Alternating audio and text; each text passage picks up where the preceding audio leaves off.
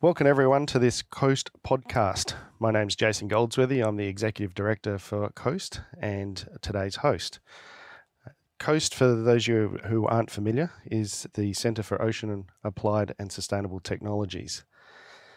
We're lucky today to be talking to the conference chair for the upcoming Coastal Zone Canada conference.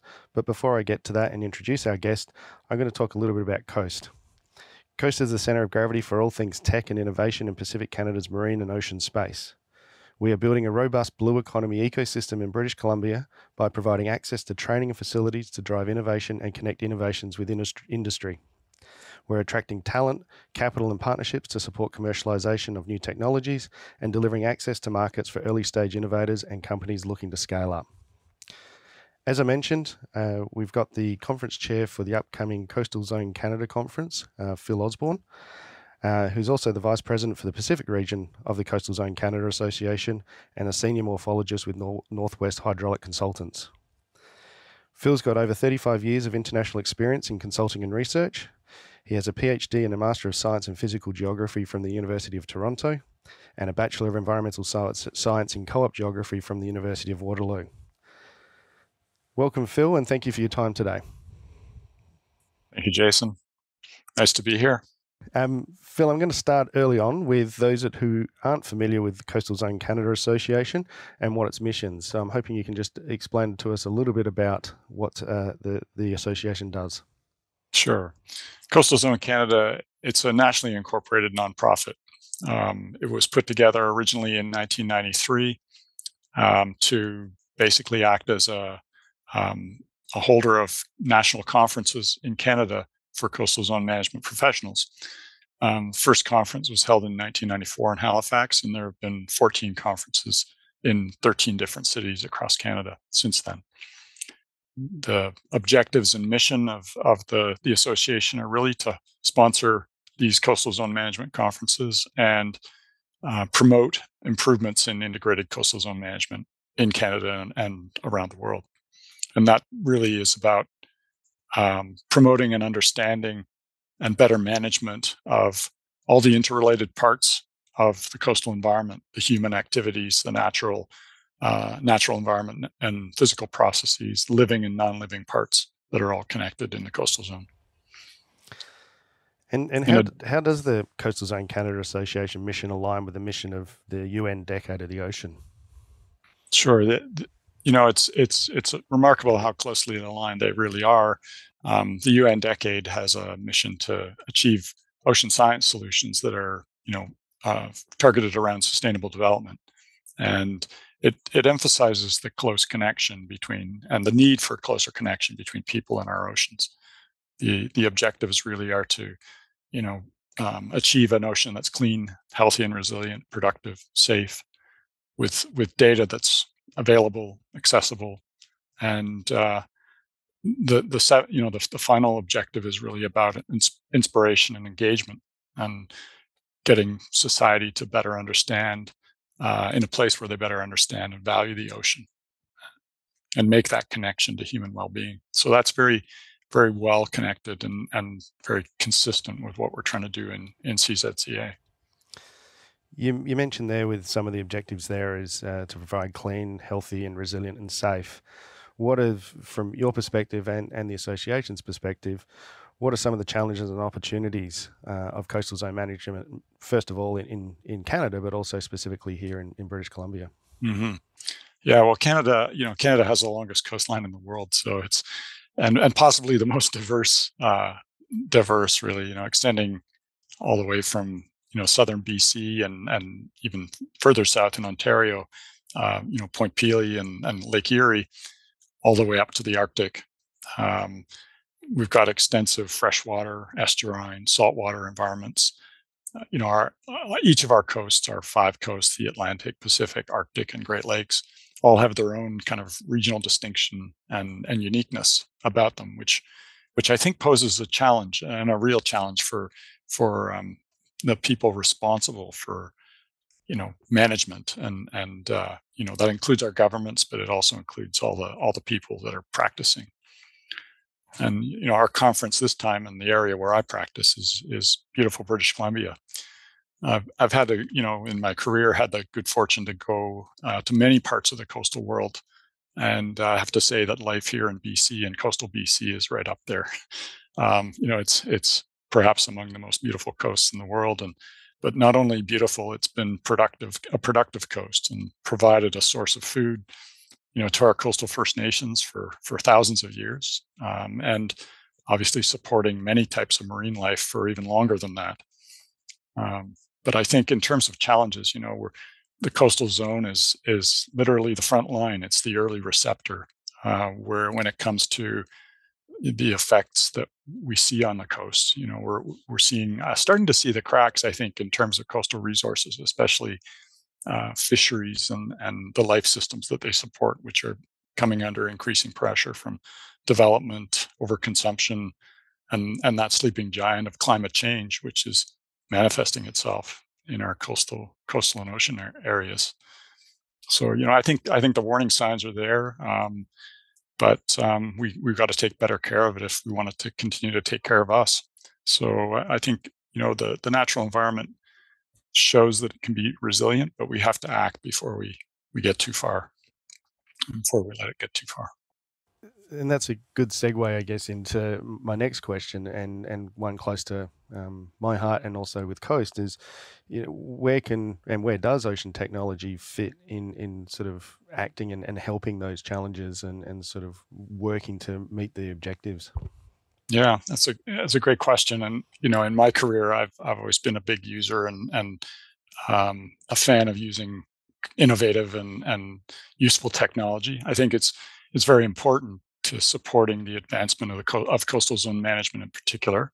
If we're going to make a timely difference to allow us to address some of the big challenges that I mentioned earlier, science and understanding, those are driven more and more by good quality data and lots of it. In integrated coastal zone management, monitoring, prediction, those are the two kind of mainstays of effective management. And more now we're getting into the use of nature-based infrastructure, so monitoring becomes even more important. And we need to have a great understanding of our marine and coastal environments to be able to evaluate and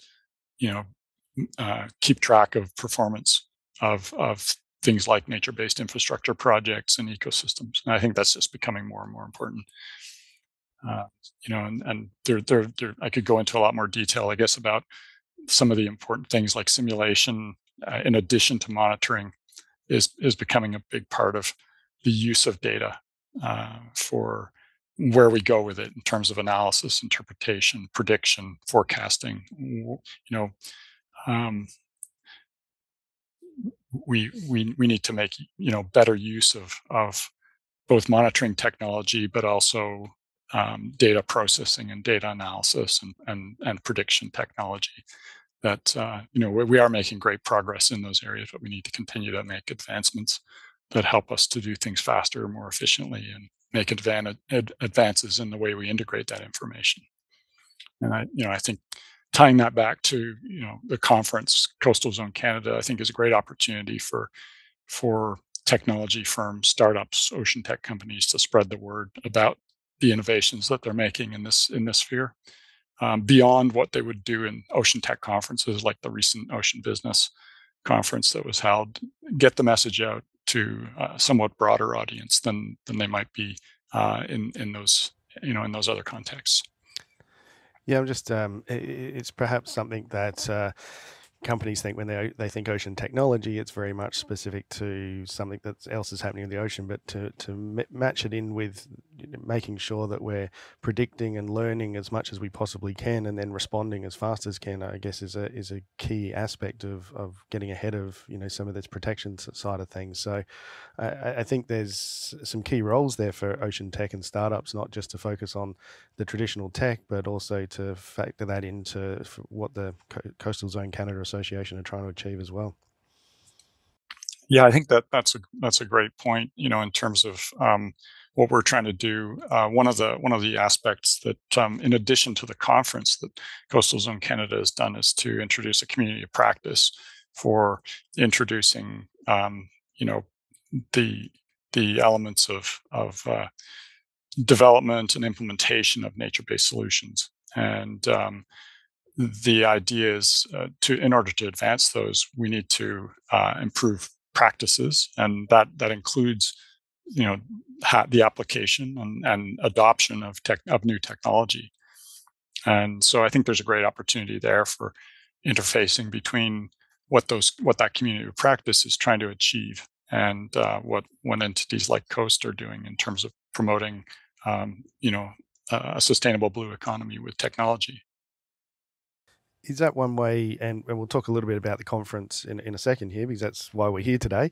But is that also a way that organisations and people as well can get involved with Coastal Zone Canada through that community of practice and working with their local regions to sort of get, have some input and find out what can be done better? Absolutely. The association is pretty simple in terms of its mandate and execution. It's biennial conference, which is every 2 years, and this community of practice. And you become a member and affiliated with the association just by joining the conference, going to the conference, and then you get on the mailing list and you're stuck. I wouldn't say necessarily a life member. You kind of have to keep coming to the conferences, but there's that, and then the community of practice is also a great way, I think, to get engaged, and that's another avenue if you don't want to attend a conference. Which is a perfect segue into the conference. So June 11th to 15th, right here in Victoria. I think it's a fantastic program. I've looked through it. I'll be involved, and some other delegates from Coast will be there. Is there a specific theme for this year's conference? Yeah, there is, and it's pretty closely tied with something we've already talked about, and it's connecting Canadians with the coast. Initially, we were not thinking about the UN Decade outcome, which also emphasizes the importance of connection, but it came about more or less coincidentally. We just thought it was the most pertinent thing we could choose for this time. We as Canada's national conference, we've extended the invitation to people to come and share our passion for advancing science and traditional knowledge and social and policy awareness and best practices. And our conference is hoping to emphasize the increasing importance of this greater connection to the coastal environment as we address the challenges, the hazards, the challenges, the climate change, and so on, and the increasing development and resource pressures. We just need more people to connect with the coast, to see it, to better understand it, to appreciate it. By doing so, it will give back and keep giving back. And by doing so, that will contribute to our well-being and the well-being of the other species we share the planet with. It's a fantastic theme, and something that obviously we're looking at with building out Coast is making sure that technology takes into account all of those environmental, social sort of ideas, and I think it's a fantastic theme that you've set up for the conference this year. Who do you typically get? So for the people that haven't been to one of these conferences before, who are the kind of delegates and who are the exhibitors and who are the type of companies and individuals that you get along to these conferences? It's very diverse, by virtue of the theme of and the mission of Coastal Zone Canada is really to emphasize multidisciplinary collaboration, and so we get a broad range of delegates. They come from a wide range of sectors, from public, private, nonprofit sectors, and universities. They come from a whole range of disciplines. Everything from marine biology, coastal geosciences, coastal engineering, ocean sciences, marine sciences, as well as the social sciences. We get marine ecology and conservation groups, and we get many different technology firms that come. So, in this time around, we've got quite a good representation of some of the technology firms located on the West Coast in particular. Yeah, I've seen a number of the sort of companies are involved in that type of work. They're definitely showing up, and it's great to see them getting involved. You talked earlier about one of the things that the association is trying to do is inspire and engage people into this discussion and get people involved. A conference is a great opportunity to do that for networking, but there's also some, and I've seen the program, there's some fantastic events that are sort of scheduled as well. Can you maybe tell us about some of the sort of interesting events that are going on during the conference that may be good for people to come along and get involved? Sure. Aside from the opening social, which is on the first day to get things going, which I think will be quite a great event. We've got the Lekwungen uh, First Nation dancers coming to present a dance and welcome us actually to the First Nations land territory, and that's going to be a special opening for the conference, and then we'll open it more formally during the plenary sessions on the Monday. We've had a committee working on field trips, which has put together a really great collection of field trips, including a Salish Sea whale watching and ecological tour on the Sunday afternoon. We've got a restoration wildlife and working harbor tour, and also a cultural walking tour with the Songhees First Nation.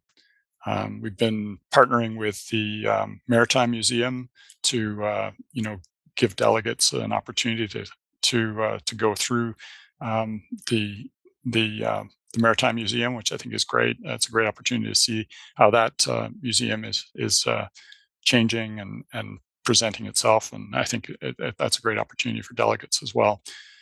World Wildlife Fund is holding a blue carbon community of practice event, which is also going to be interesting to see. And then I think one of the really special things about Coastal Zone Canada is the emphasis on early career professionals. We've awarded a number of travel grants to a select number of early career professionals. I think we have, I can't remember the number, but it's a small number that were selected from over 50 applicants. We had quite a good response, where the early career professionals were asked to submit proposals to our organizing committee about why they should be given the privilege to attend, and and get a grant to do so. And so we had a great response, and we've then asked them to form a panel for the closing plenary, and that plenary is going to be really looking to the future, and asking them to kind of respond to how do we meet this challenge these challenges that we're faced with in the coastal zone, and what's their perspective, and what do they take away from the conference in terms of helping them to do that. And that's I think that's a great event. There's also going to be a early career professionals evening, which we'll have hosting, and I believe there's one of the speakers of that will be Fabian Woke, who's from one of the local ocean tech companies, who'll be talking about his perspective on career development in the ocean technology sector. So I think that'll be another good connection, I think, to make. Yeah, no, it's fantastic. I love the conference is not just the sessions and the plenary sessions. There's all these social engagements as well, and I think that really speaks to programming that to make sure that people are getting connected, and that's why I'd encourage people to get along. Absolutely. It might be a bit too late for companies to have a presence there in terms of exhibitors or get involved in the program or the official programming sections. But these conferences are regular. When's the next conference scheduled? It'll likely be the spring of 2025, and my understanding at this stage is it'll be in Charlottetown, Prince Edward Island. So another beautiful place on the coast to go and visit, and great to be back on the East Coast again for all of us. I can't wait for that one. I haven't been there to visit yet, so I'm putting that in my diary already. Yeah. So, from your perspective, conference chair, vice president of the Pacific region for the Coastal Zone Canada Association, what are you looking to get from the conference? What are the main outcomes you'd like to see before the next conference and in the interim from the next or 2 weeks' time? Well, I think, personally, speaking from my personal perspective, it's the deeper relationships that come from these conferences.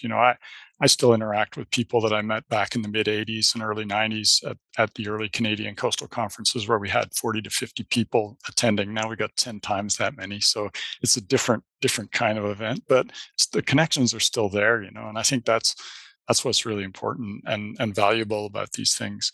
So I'm looking forward to making new connections. There are going to be a lot of people at this conference that I've never met before, and that I've never heard from. There's going to be a huge diversity of presentations and talks, and one of the things we're really trying to encourage is people to get outside of their kind of comfort zone, and not just, for me, it's not just going to the talks about physics and sediment transport. It's about getting out there and listening to some of the talks about marine conservation and the social science aspects of it, which I'm still learning about and trying to appreciate more in my own practice. When it comes to some of the things that I find more challenging to deal with in my own practice. So that's what we're really trying to achieve with this. I think the other great thing is that we do have people coming from all across the country.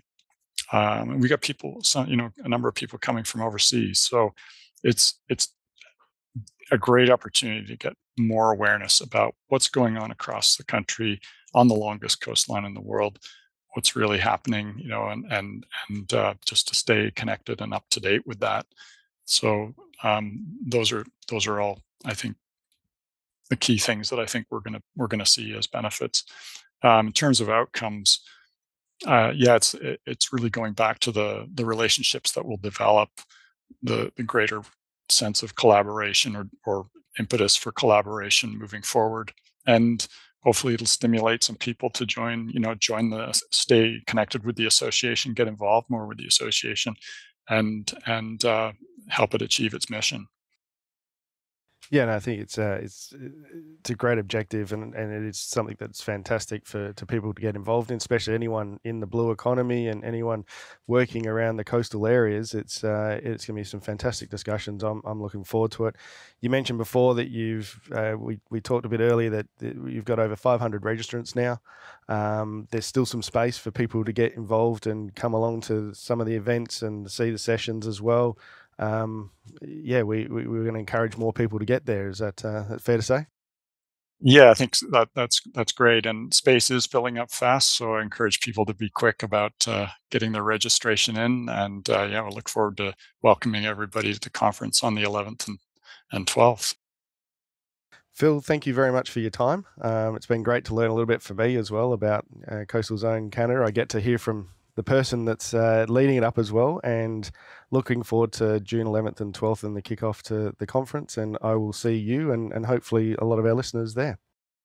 Thanks very much, Jason. It's been a pleasure, and I'm really excited about the upcoming conference and getting to meet everyone there. So thank you again.